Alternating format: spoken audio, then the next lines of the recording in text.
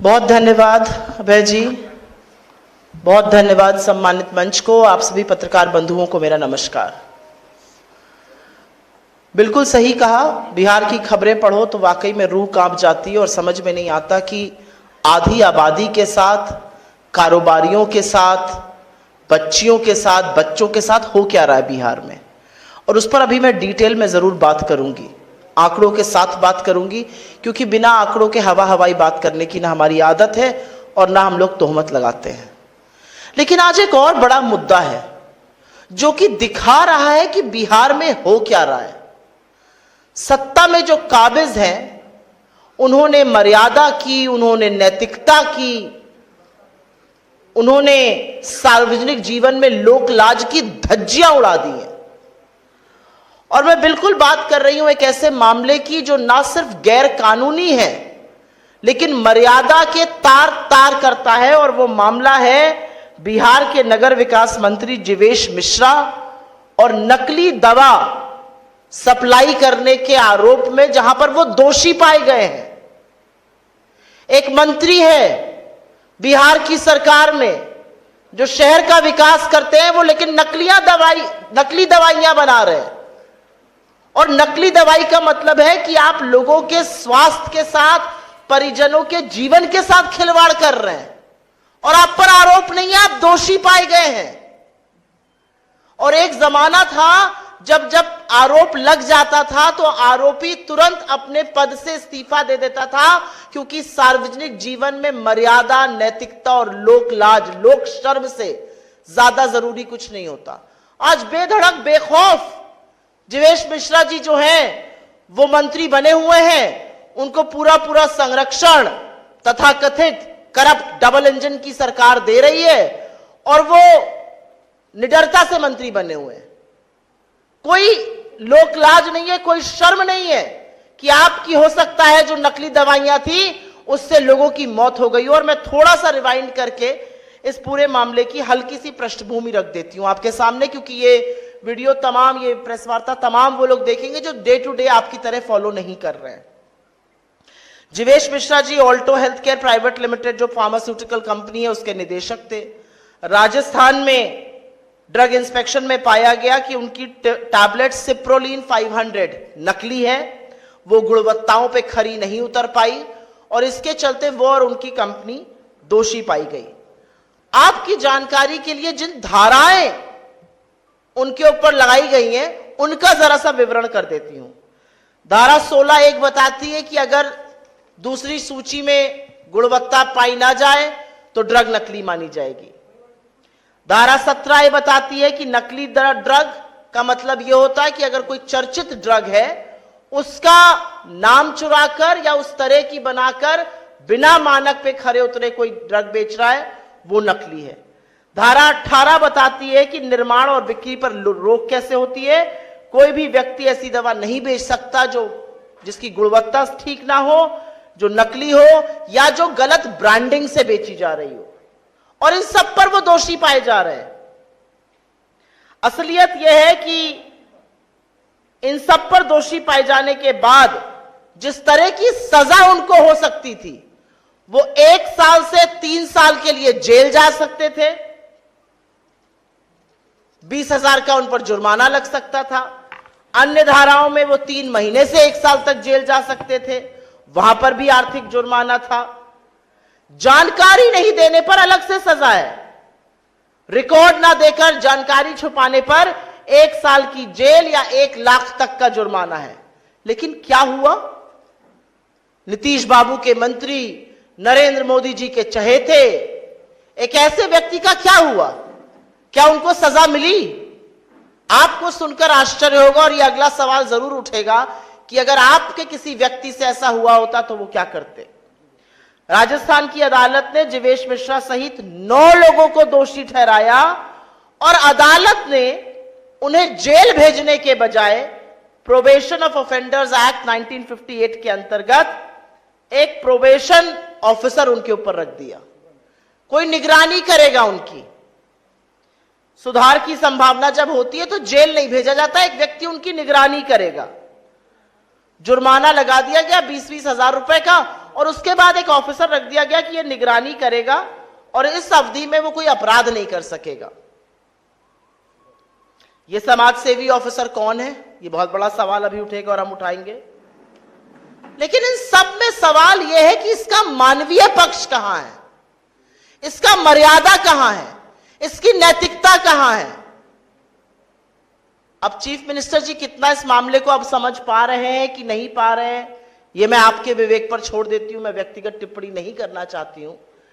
लेकिन बाकी लोग तो समझ ही रहे हैं कि मंत्री जी ने क्या किया है और वो बेखौफ मंत्री बने हुए हैं।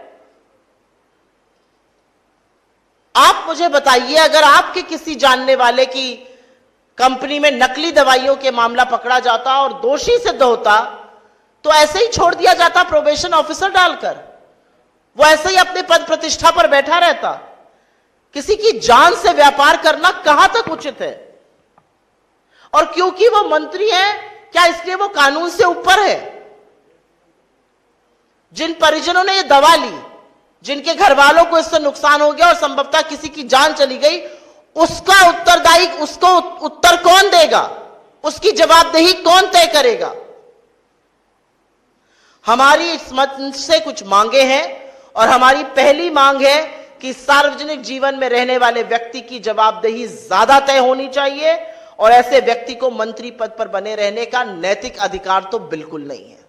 अगर आप दोषी पा लिए गए, आप नैतिकता से उस पर नहीं रह सकते। असलियत यह थी कि अगर 1 से 3 साल में आपको 2 साल से ज्यादा की सजा होती तो आप सार्वजनिक जीवन से ही बाहर हो गए होते, लेकिन वो नहीं हुआ, आपको प्रोबेशन ऑफिसर दिया गया। स्वास्थ्य मंत्रालय और ड्रग कंट्रोल डिपार्टमेंट ये जरूर बताए कि ये जो अवैध ड्रग्स पाई गई, इसके बाद क्या कदम उठाए गए, कितनी कंपनी सील हुई, क्या हुआ फैक्ट्रीज का, कितनी दवाई जब्त की गई, कितनी और दवाइयों की जांच हुई, ये कहां तक फैला हुआ मायाजाल है। और जैसा कि मैं बार बार कह रही हूं, अगर ये किसी आम नागरिक ने किया होता तो क्या उसके साथ भी यही रुई के फाहे की तरह ट्रीटमेंट होता या उसको जेल में डालकर जवाबदेही तय होती कि तुम्हारी दवाई से लोग बीमार पड़े या लोगों की संभवतः मृत्यु हुई। एक नजीर बनानी जरूरी है, क्योंकि मिलावटी दवा का मामला बहुत संगीन है, बहुत गंभीर है, और खास तौर से तब जब वहां पर एक रसूख वाला, एक प्रभावशाली मंत्री इन्वॉल्व हो और दोषी हो।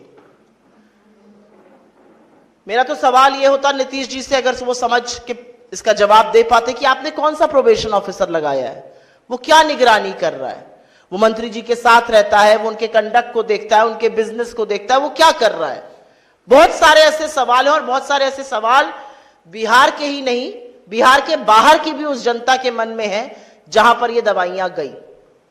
लेकिन अब मैं उस मुद्दे पे बात करना चाहती हूं जिसकी बात करते करते कभी कभी रूह कांप जाती है, कभी कभी गला रूंध जाता है।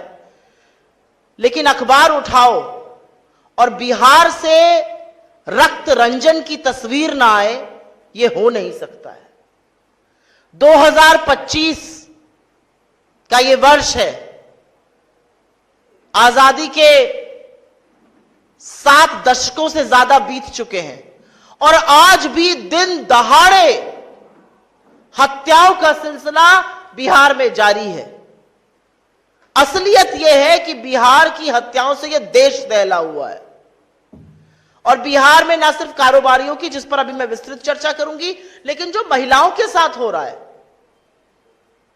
मैं बोल नहीं सकती हूं कि जब मैंने मुजफ्फरपुर की उस खबर का पढ़ा जहां पर 20 चाकू एक बेटी को मारे गए और वो 8 घंटे तक अस्पताल के बाहर पटना में इंतजार करती रही इलाज का और उसने दम तोड़ दिया, क्या बीती होगी इस देश की आधी आबादी पर।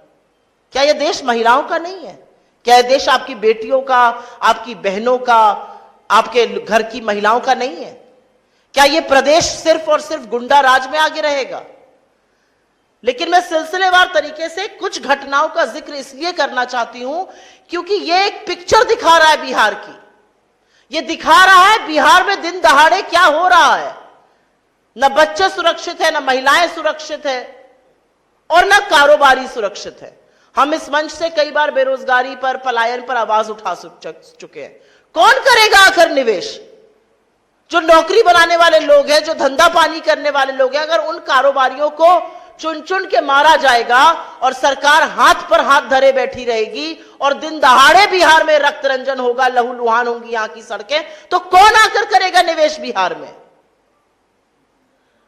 कल की खबर, बालू के कारोबारी रमाकांत यादव जी, उनके घर पर उनकी गोली मारकर हत्या कर दी गई। इसके पहले उनकी भाई की हत्या कर दी गई थी।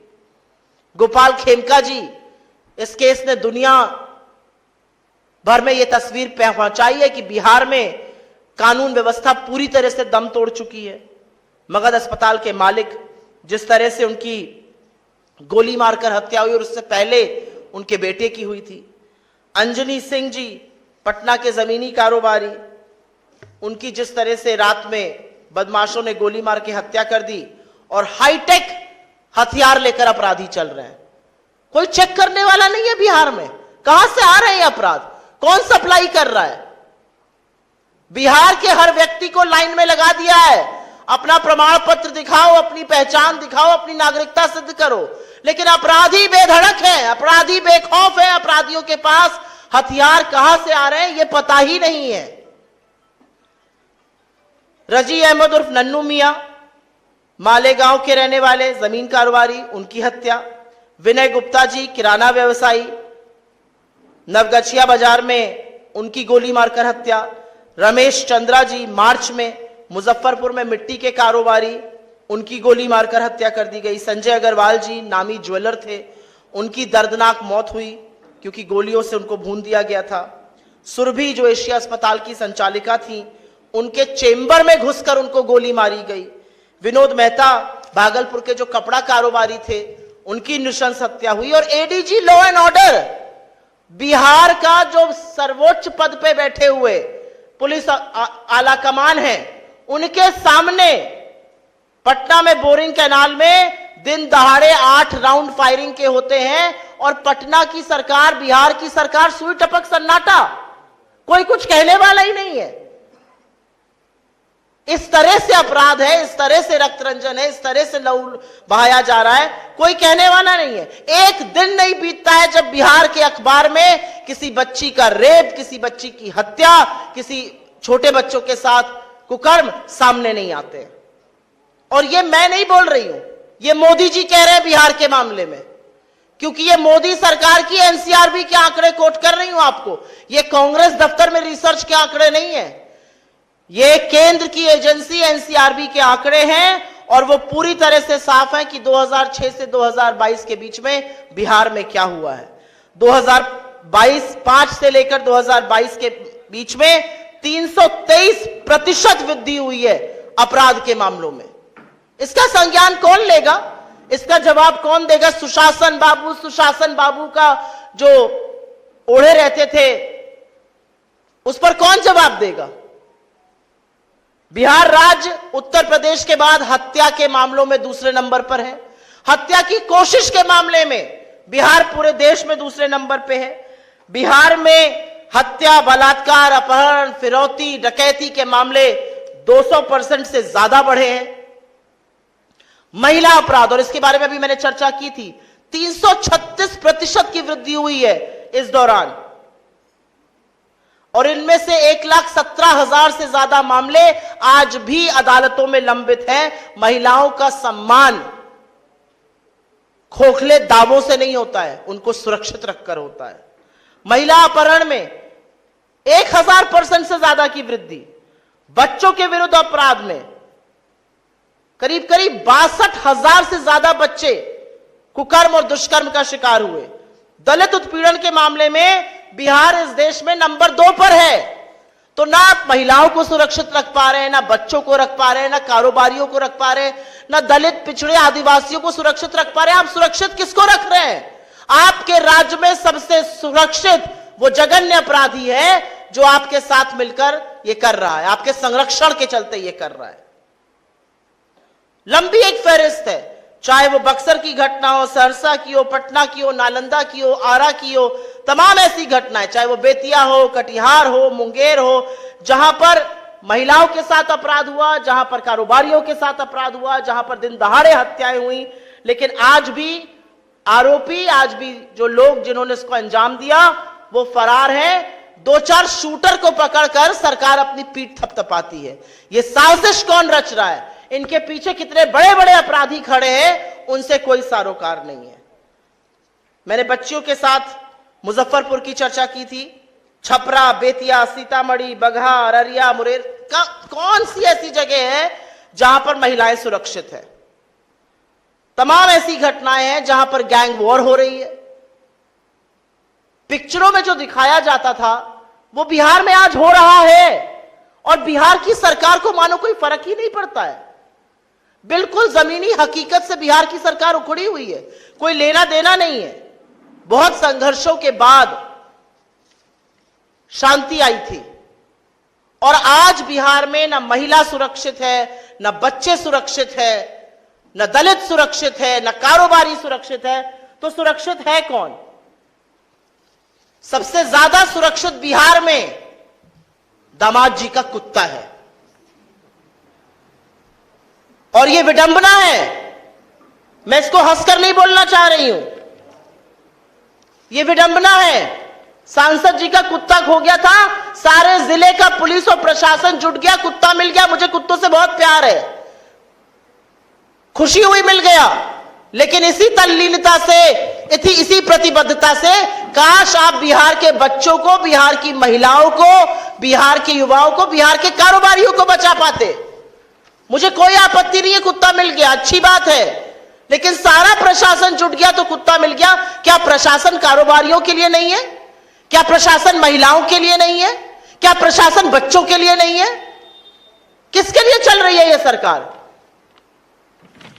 यह सरकार कुछ दामादों के लिए चल रही है जिनकी आयोगों में भर्ती है, जिनके कुत्ते खो जाते हैं। यह सरकार उनके लिए चल रही है जो कि लगातार अपराध कर रहे हैं, उनको संरक्षण मिल रहा है, वो दूसरा अपराध करते हैं, क्योंकि सरकार शूटर को पकड़कर अपनी पीठ थपथपाती है। अभी जब मैं बोल रही हूं तो मुझे यह संज्ञान में ला रहे हैं कि आज बीती हुई रात को पटना में किराना कारोबारी की गोली मारकर हत्या कर दी गई। पटना बिहार की राजधानी है, और पटना की सड़कों पर गोलियां ऐसे चल रही हैं जैसे बच्चे कॉल ऑफ ड्यूटी गेम खेल रहे हो वीडियो पे।